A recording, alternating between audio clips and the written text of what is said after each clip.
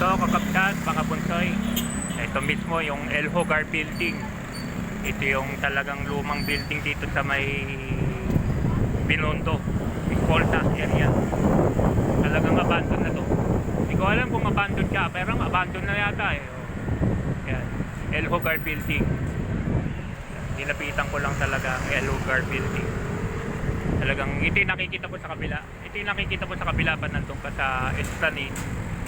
So, ito mga sikat na building dati to. Napabayaan na siya eh.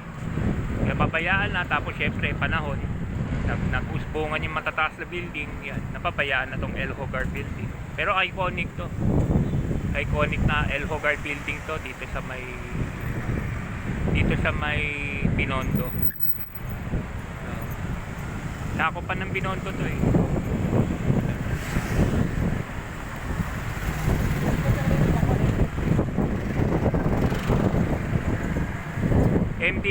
MD Industrial Street pala. Itong El Hogar Building.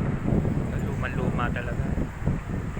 Luma-luma talaga itong El Hogar Building na to. Tapos itong katabi medyo bago-bago pa. Itong katabi niya, First National City Bank of New York. Itong kabila, First National City Bank of New York. Okay rin, no? Pero ito talaga iconic eh, itong El Hogar Building. Eh, upload videos lang. Tawid na tayo sa kabila.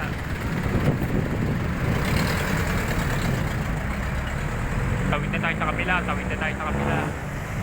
Punta na tayo sa Esplanade, kakapsat mga pulsoy. Tatawid tayo ng dadaan tayo dun sa may Binondo Intramuros Bridge.